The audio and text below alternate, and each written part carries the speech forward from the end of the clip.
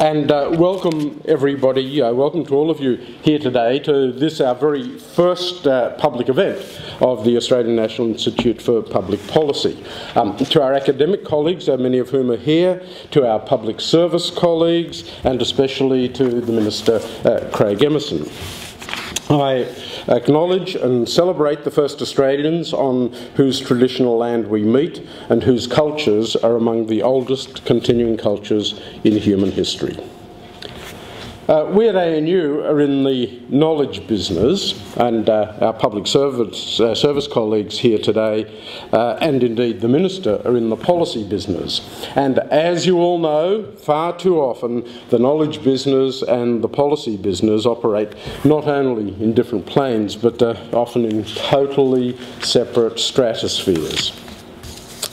The Australian National Institute of Public Policy, which has just now been formed, just the other day, July the 1st, though we're still not sure that all the paperwork's done, it's been formed here at ANU as a strategic partnership with the Commonwealth and with Commonwealth government funding. Our aims in our institute are to improve the connection between the public sector and the best public policy research from across Australia and across the world. We hope to foster innovative relationships between the public sector and relevant academic institutions here at ANU. Our work will also involve us in building an enhanced evidence base upon which policy practitioners can draw to develop future public policy. And we're in the development business as well, to develop the capabilities of Australian public servants so they can identify and adopt best practice thinking and action. The Institute, if I can just take a moment, is really an umbrella rather than an actual working body. It's an umbrella over a number of existing and new entities here at the ANU, and we also work collaboratively with ANZOC, the Australian New Zealand School of Government. One key entity under the umbrella is the HC Coombs Policy Forum, of which Dr. Mark Matthews is the Executive Director.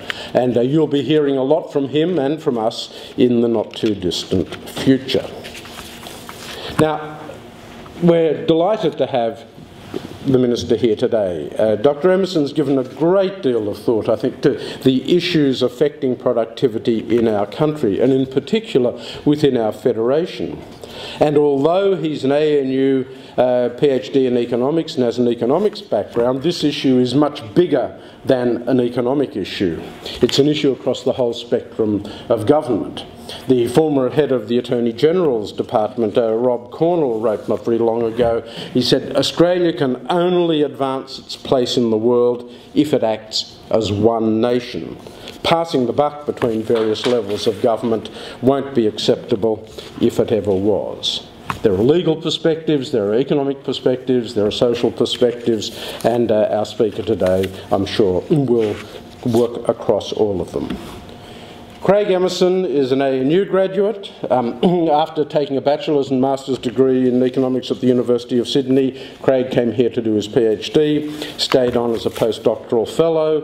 He's had a very distinguished public service career. He's worked as an advisor to a Prime Minister, a Premier, a Finance Minister, and in 1998 he entered the House of Representatives as the member for Rankin. At the 2007 elections, he was appointed Minister for Small Business and Minister assisting the Finance Minister on deregulation. He's also the Minister for Competition Policy. So, ladies and gentlemen, please welcome Dr. Craig Emerson.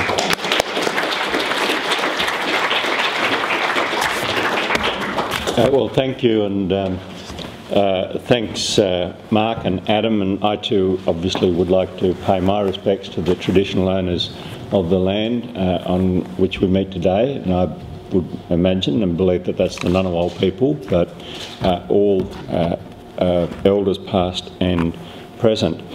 It's a great pleasure actually to be giving the inaugural address to the HC Coombs Policy Forum, because as an ANU graduate and a minister deeply committed to sound policy, I'm honoured to have that opportunity. During the early 1980s, when I was studying for my PhD under the supervision of Professor Ross Garneau and the added guidance of Professors Max Corden, Peter Lloyd and Peter Waugh, I used to knock around in the Coombs building next door. In fact, knock around is a nice way of putting it. I used to get lost in the honeycomb labyrinth of the Coombs building. I used to remember if I went one direction I was okay, but if I changed direction I would get lost. I don't know if it's still called the Catacomb building, but that's what it felt like in those days. But 27 years later, and a week after the Gillard government implemented the topic of my PhD, a resource rent tax on minerals, to follow the successful resource rent tax on petroleum that I helped develop after leaving the ANU and was put in place by the Hawke government. It's a real delight to be back. You'd be aware that in this year's budget the government announced more than $110 million in funding to establish the Australian National Institute for Public Policy, and that's modelled on the successful Kennedy School of Government at Harvard. The HC Coombs Policy Forum is an integral part of the overall project, providing a really welcome and valuable forum for informing public policy development. And it is to sound public policy development that I devote my address today. By helping keep the economy out of recession through economic stimulus and bank guarantees, the Labor government has extended to 19 years the current recession-free run for the Australian economy. And though that is a marvellous achievement, it does, as with all success, bring with it fresh challenges. And one of those challenges is gaining the support of the Australian community for ongoing microeconomic reform. As the economy continues its recovery from the global recession, there's a real risk that the community will conclude that ongoing economic reform is unnecessary. Now, a defining feature of reform is that it entails costs to narrower sections of the community in the short term, but potentially very large benefits to the whole community down the track. The costs tend to be concentrated in both time and space, creating short-term political problems for reforming governments, while the benefits are delayed and more dispersed. Concerns about sustaining community acceptance for ongoing economic reform were in fact expressed by my mentor, Professor Garneau, as far back as in early 1985, following 13 years of sustained economic growth. Ross warned of the onset of a great complacency in these terms, and I quote, "As a community, we accepted the excellent economic performance as evidence that we had changed enough. Our community had never been comfortable with the application of professional economic analysis to policy choice, so-called economic rationalism, but for a while, from 1983 to the turn of the century, had been persuaded of its necessity. Now Australians had reverted to their traditional preference for having popular politics in command of resource allocation and economic policy making. The links were forgotten between earlier economic reform and the contemporary prosperity. The task I've set today is to point to the threat to future prosperity posed by this great complacency, to make the case that the present Labor government is indeed a reforming government, and to set out the imperative for ongoing economic reform in an ageing population. And in so doing, I'll connect the Rudd and Gillard Labor governments with the great reforming philosophy and traditions of the Hawke and Keating Labor governments. And I'll point out that Julia Gillard has already proved herself to be a genuine reformer, achieving reforms that have eluded all previous governments. As Deputy Prime Minister, Julia succeeded in establishing greater transparency in the school system through the My School website, introducing for the first time a national school curriculum, making the historic transformation to a national industrial relations system, and gaining agreement to a harmonised occupational health and safety system. I've every confidence that Julia will carry her reforming zeal through her Prime Ministership. I begin with this truth. Australia's future prosperity in an ageing population will depend crucially on our ability to revive productivity growth. In the decade of the Great Complacency, the 2000s, productivity growth slowed to an average of just 1.4% a year from the record-breaking 2.1% a year of the 1990s. Perhaps the single most salient illustration of the imperative of ongoing productivity-raising economic reform is this simple observation. Today, there are 5 working-age Australians for every Australian over the age of 65, but by 2050, the number is expected to halve to around 2.5 working-age Australians per older Australian.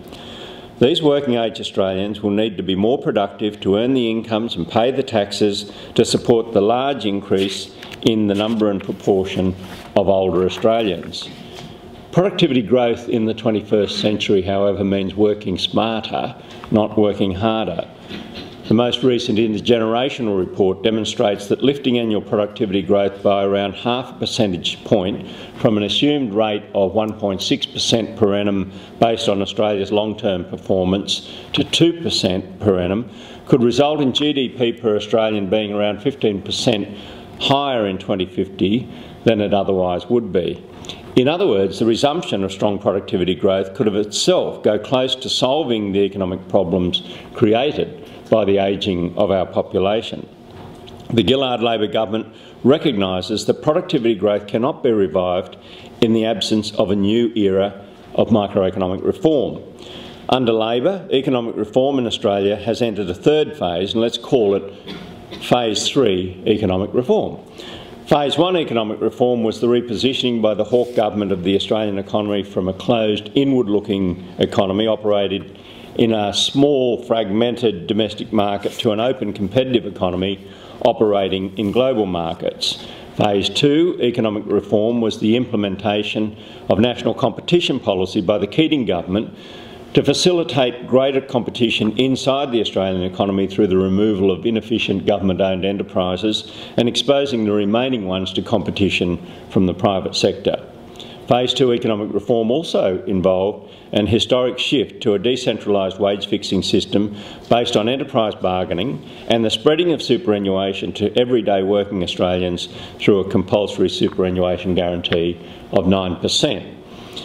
That reform alone has generated national savings of $1.25 trillion, which is the size of the annual GDP generated by the Australian economy. So Phase 3 economic reform involves the removal of internal regulatory obstacles to private business, moving Australia towards a seamless national economy. Removing these productivity-sapping regulations will allow businesses, large and small, to operate across state boundaries in more competitive markets.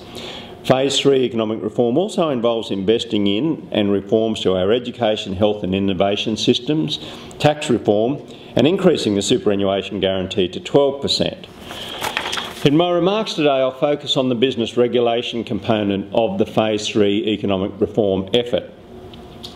Facing out to the world 27 years after Phase 1 economic reform began with the floating of the currency, Australia now has one of the most open markets on earth. Import quotas have been abolished. Tariff rates are at or close to zero. The financial system has been liberalised and unwarranted restrictions on foreign investment have been removed. Yet, facing inwards, our economy still has up to 8 different markets. The ad hoc, overlapping and contradictory array of Commonwealth, state, territory and local government regulations continues to hamper the competitiveness and the productivity of our businesses. Phase 3 economic reform is the modern-day equivalent of putting an end to the rail gauge absurdities of the early 20th century when Prime Minister Andrew Fisher lamented that a passenger travelling by train from Perth to Brisbane was obliged to board 4 trains owing to the different widths of state rail tracks. Ridding Australia of these internal pediments to business wanting to operate across state boundaries is actually only a pretty recent aspiration. Some early reforms were implemented, such as the 1990 agreement between the Commonwealth and the states to share a common corporations law administered by a single national regulator. But a comprehensive program of internal regulatory reform was not contemplated until 2006, when productivity Commission Chairman, Gary Banks, who is with us today, handed down a report titled Rethinking Regulation. That report, commissioned by the Howard government, made 178 recommendations. In its response, the government claimed it had agreed in full or in part to 158 of those recommendations. But as with its response to a report that was prepared a decade earlier by the late Charlie Bell, the Howard government's words spoke louder than its actions. Its 1996 promise to cut red tape by 50% in its first term received only lip service. Indeed, the Howard era was one in which some reforms were unwound, the Business Council of Australia describing the last few years of that era as a period of, and I quote, the creeping re-regulation of Australian business as an example of how the benefits of past reform can be quietly eroded over time. Well, would the Banks report provide fresh impetus to internal market regulatory reform? The initial signs were actually hopeful. At its meeting on the 10th of February 2006, the Council of Australian Governments, or COAG, identified 6 priority hotspots where overlapping and inconsistent regulatory regimes were impeding economic activity.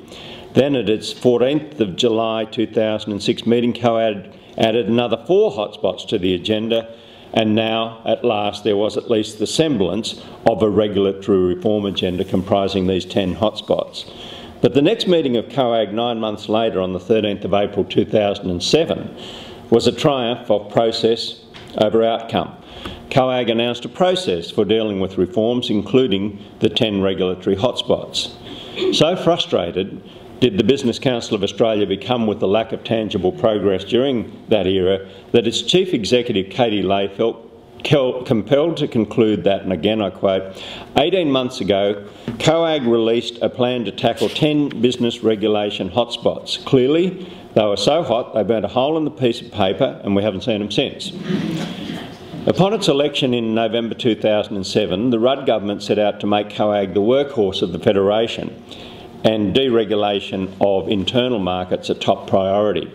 The Minister for Finance and Deregulation, Lindsay Tanner, and I were appointed co-chairs of a new business regulation and competition working group. And I see Susan Page here is doing a lot of the work with us on that to this day. Based on an array of reports prepared over the preceding decade, we developed an agenda of reform in 27 areas of business regulation, which is approved by COAG at its meeting on the 26th of March 2008. At last, COAG had a truly national regulatory reform agenda, but was this destined to be yet another disappointment? When I attended the 3 July 2008 meeting of COAG, I was heartened by the personal support for the reform agenda in the breakfast rooms and the corridors offered by premiers who had by then finished reading their briefing papers. Why do we have 8 different systems of licences for tradespeople? One asked. Another couldn't believe that business owners operating nationally had to register their business names in 8 different places, 8 times, and pay 8 separate fees. At that meeting in July of 2008, the Prime Minister, Premiers and Chief Ministers agreed on the nature of the reforms to be implemented for 14 of the 27 areas and accelerated reform in a number of those. But there remained one really big obstacle, as often is the case with states, and that was money. As we moved to national systems for licensing of tradespeople, registering business names and consumer protection, the states and the territories would lose their revenue from licence fees and levies, some of which was actually being used to raise extra money for general budget spending. And they'd need to build new computer facilities for a number of the agreed reforms. And we'd learned too from the successful national competition phase 2 economic reform process that Commonwealth incentive payments were a powerful driver of reform by the states. Months of tough negotiations led to a national partnership agreement to deliver a seamless national economy. But by now, the global financial crisis had struck a heavy blow to all budget bottom lines. So within a $550 million agreement, $100 million was to be provided upfront to the states and territories as payments to help defray the initial costs of the reform process. And this down payment would be followed by 2 gap years because no one had any money, and then incentive payments of up to $200 million in 2011-12 and $250 million in 12-13. Lindsay Tenner confided with me when that national partnership agreement was settled that he'd be delighted if 22 of the 27 business regulation reforms could be brought to fruition, expecting at least 5 of them to fall by the wayside. Business organisations such as the Business Council of Australia began expressing concerns that perhaps the agenda was overly ambitious, in fact, and that it should either be pared back or some priorities set. Next, the COAG Reform Council conducted an assessment, and while describing the overall effort as constituting good or generally satisfactory progress, it identified a number of reforms that it feared were slowing or at risk of slowing. So our Business Regulation Competition Working Group moved heaven and earth to ensure we got slowing reforms back on track, culminating in an unprecedented out-of-session agreement by COAG in February 2010 that would sustain the reform effort. Now, in the middle of 2010, I can announce that we have already achieved 12 of the 27 regulatory reforms. That's more than 1/3 of the reforms knocked over just 1.5 years into a 5-year agreement. And the remaining reforms are either fully on track or in just a small number of cases a few months behind schedule. And here I want to pay tribute to Premiers, Chief Ministers and State, Territory and Commonwealth officials, a number of whom are here. I see Jim Murphy, for their cooperation and in many cases enthusiasm for the regulatory reform program. You see, it's a conventional interpretation of the reform effort that it's been driven by the Commonwealth but against the resistance of the states and territories. And it's true that as a working group we've had our moments, but as a central agency club led by 2 Commonwealth ministers, we could point to episodes of line agency recalcitrance and eagerness at both levels of government. In truth, there's a high level of commitment to the reform process, a commitment positively and constructively supported by the COAG Reform Council and its chairman, Paul McClintock. So July the 1st was a very important time in terms of progress on these reforms. As I said, 12 reforms have been knocked over, and I'll just go through a number of those with you. Within my own portfolio, Australia has a new national system of weights and measures administered by the Commonwealth, replacing the different state and territory systems. Under Nicola Roxon's guidance, a national registration and accreditation scheme for much of the health workforce has commenced, and when fully implemented it will replace 85 health professional boards and 66 Acts of Parliament with 10 boards and 1 national law. Now in Chris Bowen's area, a national approach to consumer protection regulation for mortgage broking has commenced, along with a national approach to regulation for margin lending and non-deposit taking institutions. And the Commonwealth has resumed responsibility for national regulation of all consumer credit provided by all lenders, including banks and payday lenders. National regulation of licensing and supervision of trustee corporations has been implemented. There's a streamlined business-to-government reporting system called Standard Business Reporting that Jim knows all about, and that's commenced under Chris Bowen's oversight, saving businesses an estimated $800 million a year when it's fully operational. New environmental assessment bilateral agreements have been finalised by the Commonwealth with each state and territory, streamlining environmental assessment processes to cut out unnecessary duplication and associated delays. The first stage of harmonising the bases of payroll tax systems has been rolled out in all states and territories, and there's good progress on the second stage reforms. Domestic and export requirements for wine labelling have been harmonised, to the delight of many people here and me personally, saving our wine export industry around $25 million a year, which I truly hope will be passed on back to domestic consumers. Legislation has been passed in all jurisdictions to establish a nationally consistent rail safety framework, with only the supporting regulations to be finalised in a small number of jurisdictions. Now, in addition to these 12 reforms, really good progress has been made on each of the others. By the end of this year, the states and territories are scheduled to enact next year, a uniform model occupational health and safety legislation, which is actually 1 year earlier than originally agreed by COAG. And Julia Gillard has been overseeing this very important reform. Work is well underway and on schedule to create a national system to allow the seamless movement of tradespeople between the states and territories. We're going to have a national consumer law by the end of the year. Some of it's already operating, and that will replace 17 Commonwealth, state and territory consumer laws. And that microeconomic reform, the consumer law, is estimated by the Productivity Commission as yielding benefits potentially of up to $4.5 billion a year. Work is underway to simplify development assessment processes around Australia to provide greater certainty and efficiency in the development and construction sector. And good progress, in fact, is being made towards a national construction code. The regulation of the production and use of chemicals and plastics has been a terrible mess in this country for decades, with different agencies and different levels of government having overlapping responsibilities, and there's never been, of course, a minister for chemicals and plastics, so that makes this even more complicated because it's very difficult to find the responsible ministers. Now, following my appointment as chair of a special task force and the establishment of a dedicated committee of officials of the 18 first phase reforms that identified in a Productivity Commission report, 16 have been done, and a new governance structure to coordinate the remaining reform work is up and running. As a result of work by my small business division, which is represented here today, I saw Sue Weston as the Deputy Secretary of the Department, a national system for registering business names will be up by the middle of next year.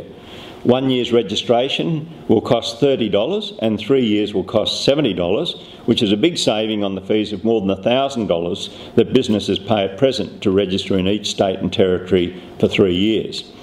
A single national personal property security system overseen by Robert McClellan will be operating by May of next year, replacing more than 45 different registers in the states and territories. And Robert tells me that the national legal profession reforms, which will create national rules for barristers and solicitors, are also going well following the release of a new national bill for public consultation just in May. Reforms to setting, modifying and enforcing food standards are being developed, and work is underway to create national consistency in food labelling. We've got a nationally consistent mine safety framework is well and truly underway, and progress there is good. The states are working to develop a national electronic conveyancing system for property transactions, so that would be a major reform. In the area of the regulation of petroleum and gas development in this country, Martin Ferguson has got the agreement of the states to implement 25 of 30 Productivity Commission recommendations there, with the remaining ones to be considered after the Montara Commission of Inquiry. And a new national maritime safety regulator is being established in the states and territories to implement and maintain national uniformity in commercial maritime vessel standards, regulations and administration. We're also working importantly on a consistent and principled approach to the imposition of personal criminal liability for corporate fault in areas other than occupational health and safety and environmental protection legislation, and that's been agreed by Chris Bowen and his state colleagues, and all jurisdictions are auditing their legislation. So I can now advise you by the 1st of July next year, a further 7 of the 27 reforms are scheduled for completion, and the entire program is due to be finished by 2013. Now, when the regulatory reform program is complete, we'll have replaced 160 separate pieces of legislation with just 10. Now, as important as these 27 reforms are to the Phase 3 economic reform progress, they don't constitute the entire effort to move Australia towards a seamless national economy. Prime Minister Julia Gillard has been responsible for driving other reforms essential for making that transition. For the first time since Federation, Australia is set to have a single national industrial relations system. That's a reform that John Howard treasured and cherished, but he couldn't get it up because they went too far with work choices. But Julia has secured the agreement of all the states other than Western Australia to refer their powers to the Commonwealth. And in the sweep of Australian history, this single reform, the move to a national industrial relations system, will be judged as a landmark reform. And whatever businesses think of the award system governing safety net pay and conditions for working Australians, Julia Gillard's effort in causing the replacement of more than 4,000 federal and state awards and instruments with just 122 national awards is a major simplification for business. Similarly, elusive has been the quest for a national school curriculum delivered by Julia Gillard. For the first time in our history, school children will be able to move interstate with their parents without facing the disruption of tuition under a different school curriculum. Not only will this be good for the children, it'll enhance the mobility of working Australians, better enabling skill shortages to be eased. Land transport reforms being overseen by Anthony Albanese will result in a single national regulator and laws for heavy vehicles, while also moving towards more efficient heavy vehicle charging. And the Productivity Commission again estimates that these historic reforms have the potential to boost national income by as much as $2.4 billion a year. And COAG has also advanced a number of infrastructure reforms still outstanding from the previous COAG agreements. I should tell you, in the last day of the winter session of Parliament, when lots of other things were going on, the Senate passed amendments to the national access regime to improve the timeliness of infrastructure access processes and increase certainty for infrastructure investors. Progress has also been made in the national electricity market, including the establishment of Australian Energy Market Operator on the 1st of July last year. Now, we're also reinvigorating other competition policy reforms with my appointment as chair of a competition subcommittee of COAG's Business Regulation and Competition Working Group. We'll oversee COAG's current competition reform agenda through to the completion of that agenda and consider whether existing competition initiatives could be better focused to deliver greater benefits to the economy and the community. The subcommittee will also advise COAG on new competition enhancing reforms to further boost productivity, and I'm sure Gary will have some ideas there.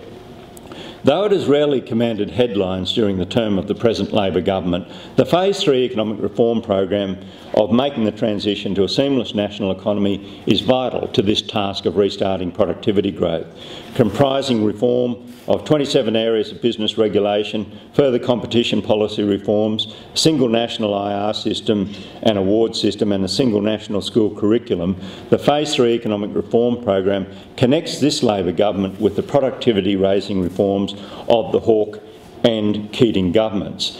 As rail gauge-style regulatory absurdities are removed through the Phase 3 economic reform program, it will be easier, in my view, not harder, to identify and remove remaining obstacles to Australia becoming a seamless national economy. And so Labor has embraced economic reform to lift productivity growth out of the doldrums where it was left when we came to power. Phase 3 economic reform, including investing in the talents of our people, increasing superannuation guarantee payments to 12%, and also returning the budget to surplus in 3 years, is the revival of economic reform in the great reforming tradition of the Hawke and Keating governments. Thank you very much.